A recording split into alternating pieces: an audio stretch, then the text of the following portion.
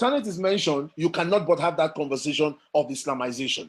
But you see, we sometimes put it in academic slits and say the opposite of an Islamic agenda would be a Christian agenda, would be salvation. So Demi asks, what is the Christian agenda? Okay, now let's move into the Boko Haram mutation. How many factions of Boko Haram do you think we have today? I've got 10 fingers. We've got as much as that. It's now metamorphosed into not just Boko Haram, but different. What we probably have now are warlords holding portions of territory and a chain command where it's about interest. And what is the relationship between Boko Haram and Al Qaeda? It's pretty much dynamic. Of course, we've got Al Qaeda operating in West Africa. Then we have ISIS. Now, the relationship between Boko Haram and the larger insurgent terrorist complex organization is as complex as it comes. Now, we might on one end have this conversation from the premise of places like Yemen providing training for Boko Haram fighters. And then you begin to understand it. Okay? Then we can now say, okay, the relationships evolved after the death of Mohammed Yusuf. And that also now, with the control Shekau now had, the original Shekau had after Yusuf's death, they now ventured into relationships based on what was available. Now, these relationships were basically tied to finances. Now, let me put this in perspective. Boko Haram metamorphosed and grew with border towns linking Nigeria, Niger, and Chad Republic, Borno and Yobe states. Virtually under that command system, there was Boko Haram for protection, there was Boko Haram for training, there was Boko Haram for transit, there was Boko Haram for attacks, there was Boko Haram for recruitment of new members, there was Boko Haram for what we would refer to as socio-economic means. Okay? So this determined what relationship they had with outside terrorist organizations. Let me give an example, When Boko Haram infiltrated into the northern part of Cameroon, all right, it was basically because that part of Cameroon was seen ideally good ground for ideological indoctrination. That was why. It was a place where there was a high population of impoverished Muslim population, and it was fertile ground.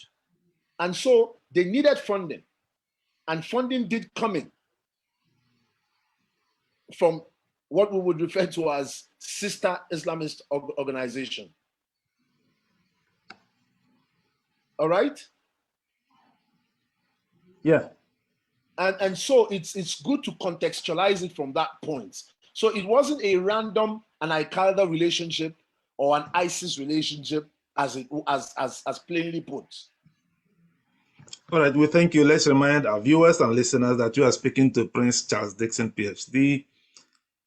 Dr. Charles is not just speaking from the perspective of someone who have read about Al-Qaeda in books, but from someone who have actually traveled into the territory and interviewed their leaders and related with them to build up a knowledge base on which he is speaking to us, today. Now, you've mentioned about Boko Haram opening up access to funding. Who funded Boko Haram when Yusuf was leading it? And who funded Boko Haram after Yusuf died? And who is funding Boko Haram today? What do you think? What do I think? What do I know? Yeah, what do you know?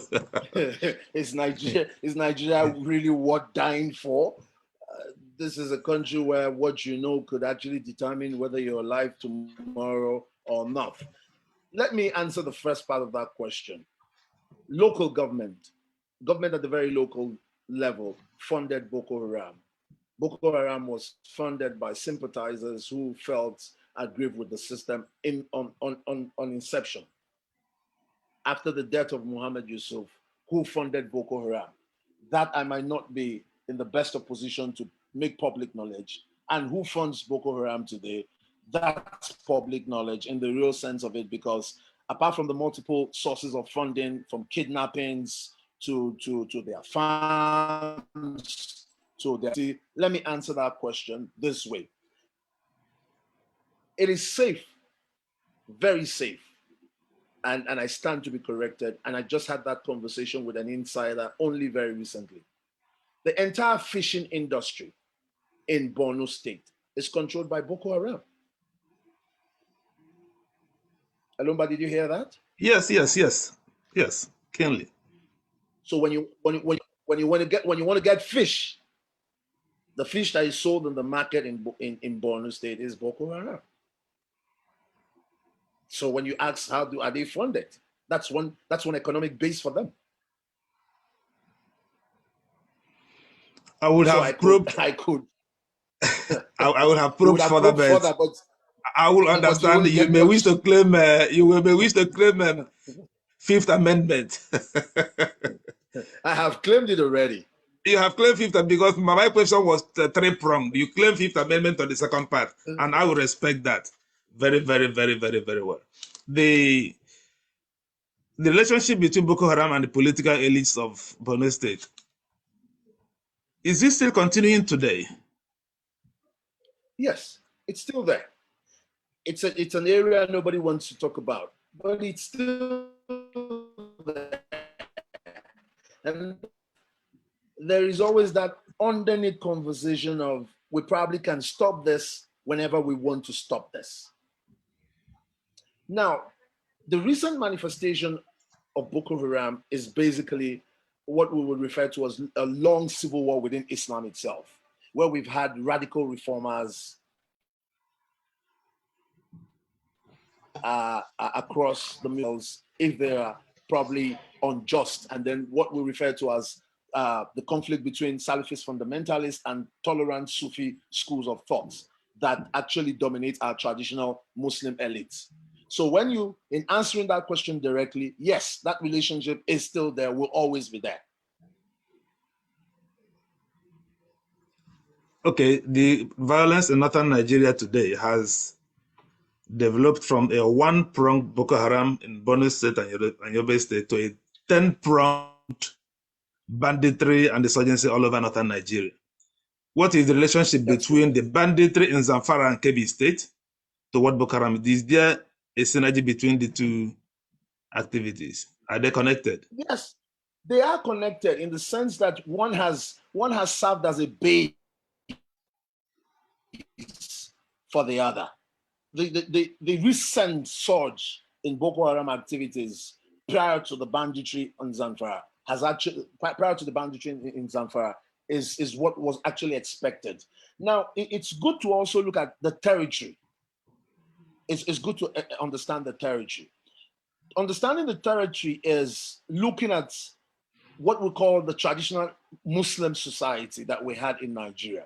Let's not forget that if you want to go back in time, we might want to touch conversations around Metasine, which was also in Borno State. And that takes me to that conversation around Puritan Islam and contemporary practice of Islam. Let's not forget that in the early days, there was no Boko Haram for all intent and purposes in places like Sokoto, in places like Kebbi, in places like Zamfara. But of course, what we had warrior preachers. Of course, poverty itself was growing. Of course, the conversation around state religion was growing. Boko Haram as a body was also gaining momentum and extending its territorial command. What we have now is as a result of closing the other eye, looking the other way. Now, quickly go back to something you had said inter alia, the relationship. Now, we've seen alliances between the bandits on one hand, themselves get involved with groups such as Mujwa, groups like our culture groups in several locations. We've seen Boko Haram get funding and relationship, partnership with groups like the Ansar al-Din. Now, for each of this, they take in the character of whichever group at that point that relationship is tailored towards. And this is public knowledge, and it's known across security circles, and for most of us who work in that region, that there are established connections, which is why we also have the immigration conversations around those who are coming in for countries such as Senegal, Burkina Faso, Algeria, Libya, parts of Mali, Somalia, which has affected the character and the actions of Boko Haram and increased banditry. So, in other words, Nigeria would like to confirm what is the relationship between Boko Haram and the so-called Fulani herdsmen that is the topic of the day. These are two different dynamics, and that's the truth of it. There are two different dynamics, and for lack of a better scenario in painting that picture, it is like using it's like asking what's the synergy between the Navy and the Air Force. The security framework is the end game. Now, for the Fulani headsmen, and I don't use that term intentionally because it's non-academic. For the headsman clash, which we've left to fester about, it is again a failure in us to address security concerns.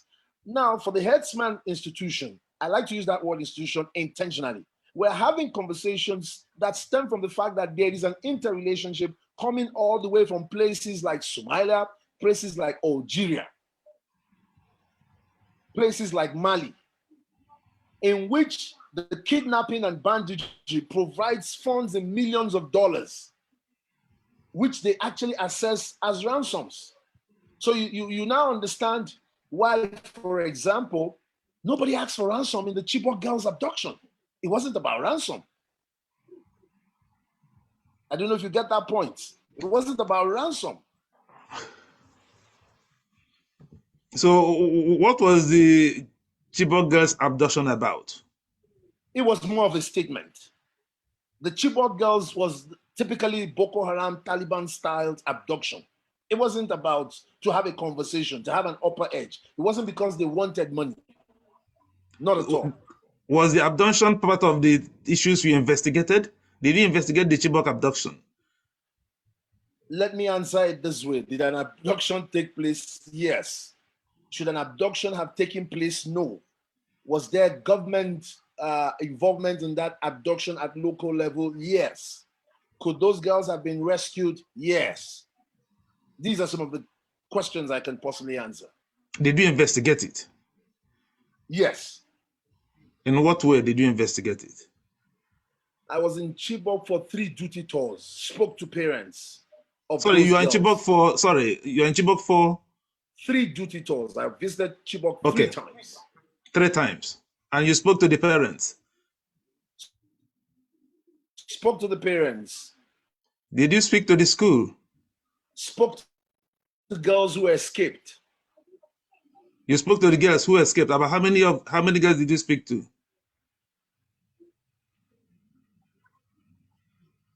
Over 11 of them as of that time. And what did they tell you? Over 11. It depends in terms of specific. What did they tell me? What do you want to know that they told me? I want to know everything. Sorry.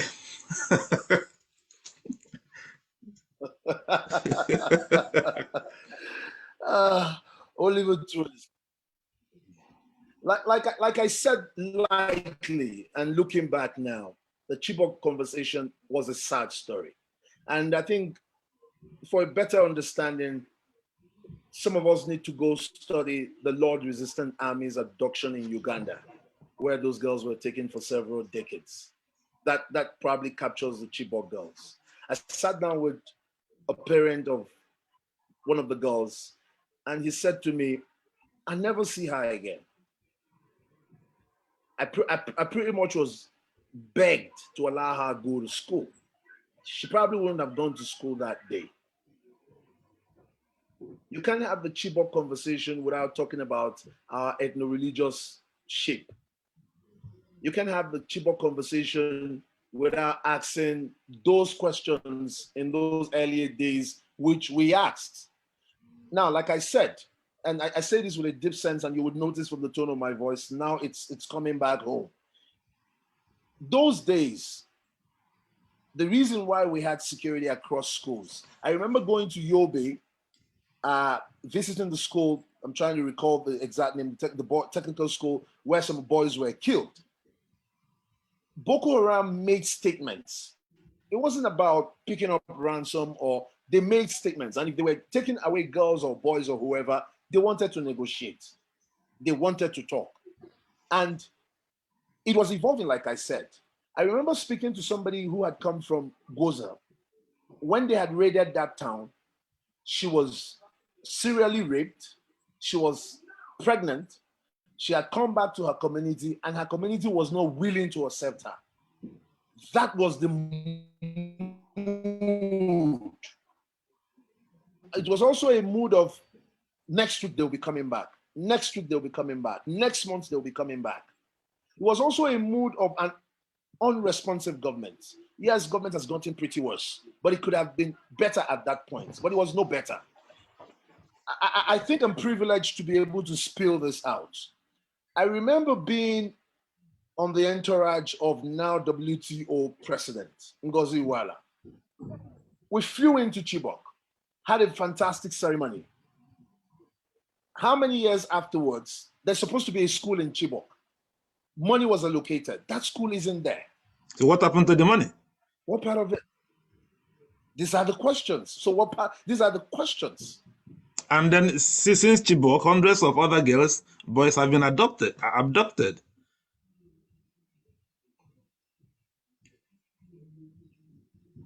Sadly so. Even in Katsina, the hometown of our president. Well, Katsina just tells you that it can only get worse. Let's not forget, Eloma and our listeners, that generally the primary aim of most of these groups, and Boko Haram is not an exception, is to create fear and chaos. And sadly, they didn't need to work too hard at doing that because we had an ill-prepared security force. I can tell you that as strong as the Nigerian armed forces was, Boko Haram wasn't a piece of cake that they had planned for. No, they hadn't. They hadn't. Let me say this. I think this is where I bring in my expertise. Between say for example, between 2009 and 2016, 17, Boko Haram had undertaken 1,677 attacks. What are we talking about? 1,677 attacks. Attacks. Okay, now that I mentioned it, let's move to the cost. Now, this is a very good place to talk about cost. So 1,677 attacks. Do we have figure of deaths? No, there is no figure of death. The reason we don't have figure of death is what we do. It's either you're getting from the Institute of Migration, or you're getting from NGOs. The truth of the matter is that until we get to this, we might not know the number of deaths. What we have are estimates. Trust me. And you know why I say so? Why I say so that it's quick to forget. It's quick to forget in a country, in a nation, in an environment where data is of no use. Now, number of deaths. Alomba, let me question you probably. In a hostel, in a polytechnic, 43 people were killed. That was in Adamawa. That wasn't in Bono. That wasn't in Yobe. Let's take a quick stroll into Yobe. In Yobe, in a technical college, several boys were killed. That's statistics. Now, when we talk about statistics in terms of the cost implication, human lives, we're not talking about deaths by bombing in Abuja in Kaduna, in Jos. No, we're not talking about that. Those were the early days. No. And when we have this conversation, let's look at two sides of it. And for our audience, there is the intellectual, sadly, I have to use that word. It pains, but that's the truth of it. There's the intellectual component of Boko Haram. At some point in the evolution of Boko Haram, those that were part of Boko Haram that were non-state actors were from the intellectual class. I remember speaking with several masters, dissertation students who were running their PhD who became disillusioned in the system, and they were Boko Haram members.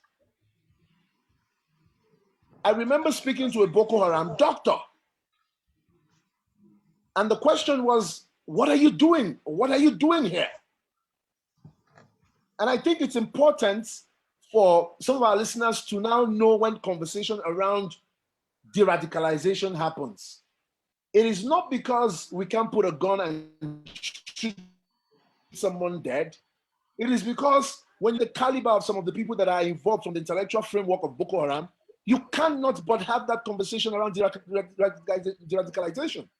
Some of the early members of Boko Haram were graduates from ATBU.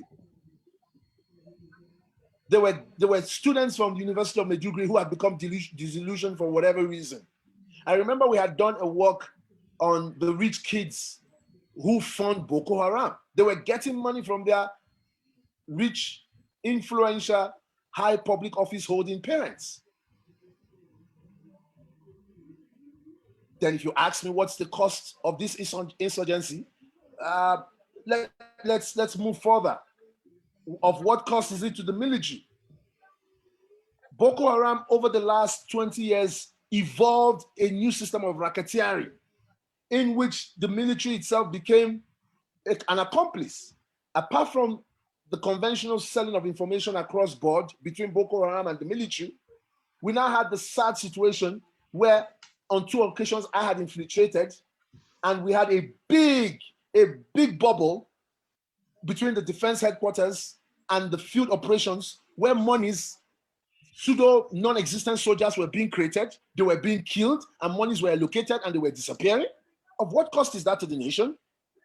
Or do I give a particular case where a contractor somewhere up there, and who incidentally is part of the ruling class, got a contract, went to Angola, you had me, went to Angola, dumped UN vehicles that were obsolete, brought them into Nigeria, went to Kaduna. These cars were units costed for barely less than $300 and were dumped on defense at almost $20-something thousand per one vehicle. And they were refurbished. And the soldiers were killed in those same vehicles. That's the cost. How many Nigerian soldiers have been killed in this Boko Haram war? Do we have that? Because I remember you wrote, in the course of my research, I saw a report you wrote for ICIR, or rather you contributed, about the cost of Boko Haram war. Am I correct? That's correct. Yes. So what's the cost to the Nigerian military? How many soldiers have died? At the last official count, we had over 700. At the last official count. As it is, the Nigerian military do not have a count. And I say that with a sense of authority. One of the sad stories. Talk about, yes, go ahead. You wanted to chip in. Yeah, one of the sad stories you wrote about is where some military officers will be ambushed by Boko Haram, killed, mutilated, buried in mass graves, and their families will be looking for them. They wouldn't know what happened to their sons who are members of the Nigerian military, and the Nigerian military will simply not tell them, look, this is what happened to your son. How many of such stories did you hear? In fact, it got to a stage. It wasn't just about them not. I know it's sad to talk about things like this without looking at some of these figures. You know why we don't want to talk about because they are simply out. Now let's start from the very mundane. And to our listeners, for a Nigerian soldier in the field in Borno State, he's entitled to a 300 naira worth of what we call soldier powder. That's a powder that you put in your boots. It helps the feet, or the foot rather. Now, in the last 15 years, on record, it has been paid for. Someone was supposed to supply it. Call any soldier in Maiduguri. Have you ever seen that powder? No. That's for a soldier who's alive.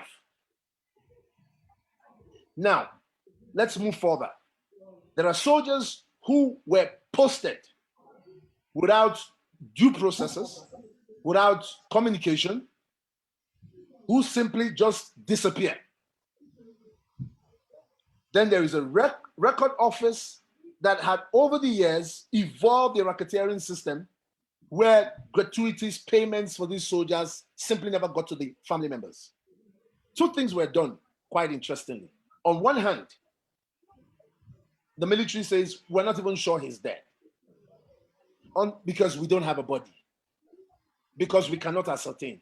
So we cannot even pay. On the other case, some of these soldiers are treated as those who have deserted the army. Whichever you look at it, the family suffers. Elomba, are you aware that the Navy is in Maiduguri? What are they doing there? I like that question. It means you're not even aware. Let me start from this point. The Navy at some point suffered heavy losses in Maiduguri. And the question is, what are they doing there? So it's possible to almost say, because you don't know, a lot of people don't even know they are there. So how do I cost that? They have an office. The Navy has a base, an operational base with officers there. And the question is, what are they doing there? Whatever we call territorial waters in Maiduguri at the moment, or in Borno at the moment, is run by Boko Haram.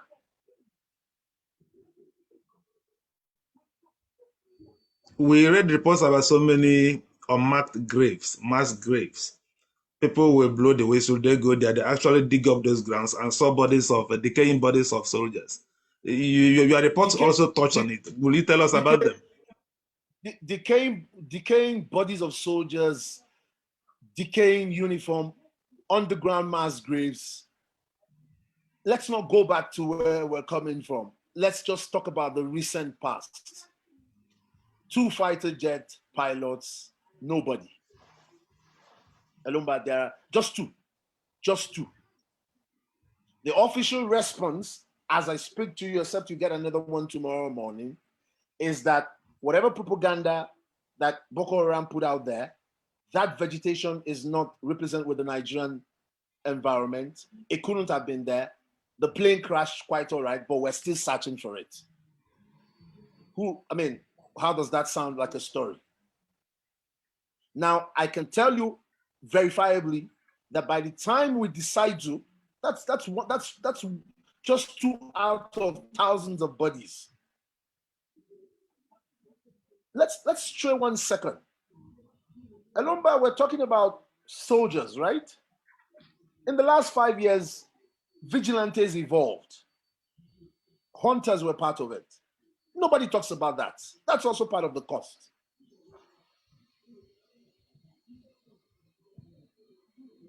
That reminds me, those 2 jet aircraft that is still made in controversy, isn't it? We don't really know what happened to those aircraft, do we? No, we know. It was shut down. Shut down by Boko Haram? Yes.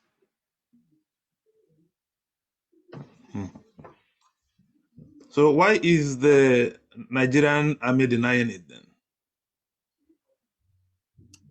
Maybe my answer would be, as a country, have we ever accepted fault? Have we ever agreed? Have we ever been truthful about most things about nationhood?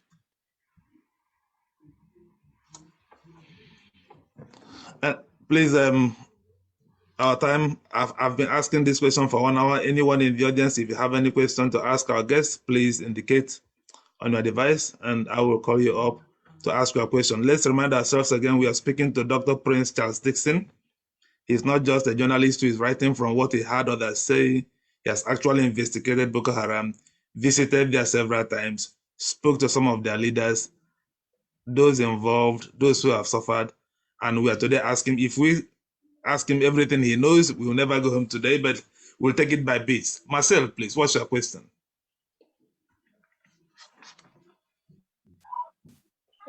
Doctor, thank you so much for your information. I just wanted to find out, as it stands now, what is the primary motivation of Boko Haram as an organization? And from your insight and experience, what do you think? Do you think the war can be won? If yes, what do you think can be done? Thank you very much. Where we are, is that all? Can I go on? Yeah, you can go on. Go on, please. Let me look at the sphere of Boko Haram today from just three quick ones. Boko Haram has evolved as a political challenge. It has evolved as a security challenge. And then it has, with those challenges, brought about economic effects, social effects. And that is where we are today. Now, government response towards Boko Haram has not been adequate. And that's the major reason why we've seen the issue of Boko Haram degenerate into its present condition. So right from the beginning, what government should have done was basically to adopt a multifaceted approach comprising of political, social, and economic dimensions as a major strategy. And that's the truth. Did we do that? No. We didn't do that. We didn't do that. So what we did was a fixation on this is a military approach with all the infiltration of the corrupt practices that the military does have, and with all the patriotic elements across it, we fixated on it. And so, for example, what we saw over the years is at every point in time, one commander was killed, another commander was killed, another commander was killed. Now, I'll tell you this, as of today, 67 high-ranking commanders of Boko Haram have been killed by the army. So if Boko Haram has 67 commanders, which I probably want to put mildly, equivalent of probably generals, Boko Haram has 67 generals, then it gives you a picture of the carnage that is in front of us. So my answer to your question in another way is, do we really want to confront it? Is there a political will? Do we want to have the economic conversation? An example of the economic conversation is across Borno State, for example, and Eloma, I think you can even answer this as a practicing media personnel. There is a consensus of agreement that Zulum is doing considerably well. It means that even in a place with all that happening, if you want to resolve the economic quagmire in terms of governance, you can do that. And if you do that, you can now tackle that, the other elements within the entire structure. All right, we thank you. Let's ask Chika Udenkwa, please, your question. You can unmute yourself now. Okay. Prince Charles, you know, I follow you a lot and I know what you've done so far. Could there be a resolution? Could de-radicalization also be a solution to the process? I have covered de-radicalization. I've even written some papers on it. Could de-radicalization also resolve this Boko Haram debacle, given that at some time the government vigorously pursued the program? At some time, I've seen some of the repentant, yes, well, I won't call so-called, but because I've interviewed them, repentant Boko Haram members. We've seen what they have said, we've known what they have said, and some of them also, we've gotten a preview of how the Boko Haram operate. So could de-radicalization also provide solution to the debacle called Boko Haram? Thank you. All right, Chika, thank you so very much. Odenkwo, how are you doing? Let me answer this question with a high sense of sarcasm. And what example could I give other than this is one hell of a country. Nigeria happens to be one of such countries where you would attack Boko Haram on Monday, and then on Sunday evening, it will be on the papers that they are going to be attacked. And then you expect Boko Haram to stay there and wait to be attacked. I don't know how that works. Now, Chika, let me use that in answering your question. Some of us were part of de-radicalization when it was in the office of the then National Security Advisor. We developed a curriculum, we developed part of the theoretical framework. We believed it could work. But the truth about it is that de-radicalization is not a populist, a public space conversation. There's this Nigerian way of doing everything that seems to bewild the mind. You're de-radicalizing. Yes, you are de-radicalizing. You don't display pictures of repentant or non-repentant or about to repent Boko Haram extremists on pages of public papers or social media where they're having a buffet in the name of de-radicalization. It's not done anywhere. De-radicalization is a process. Wherever insurgency is a conversation. But the way it's done in the Nigerian context, which is why for anybody who has lost a family member, a soldier or something in this entire now almost past 15 years of a mini war, as it were, to be inundated with such conversation is demeaning. That's the stand. The problem is not de-radicalization, it is the methodology of de-radicalization. That's what's wrong. Initially, what problem we had with the de-radicalization was, at some point, it was basically handled just by the military. And we thought that they didn't have the full capacity. There's a lot that comes into de-radicalization. Even the victims themselves, if we talk about de-radicalization, Chika, we're not talking about trauma healing. If we talk about de-radicalization, it simply means that somebody in our audience is probably a de-radicalized Boko Haram, and he's going to get upset at what I've said, and he's going to look for me. So it's not the de-radicalization, the possibility, the workability, but the methodology that it's been used over time that people are not happy with.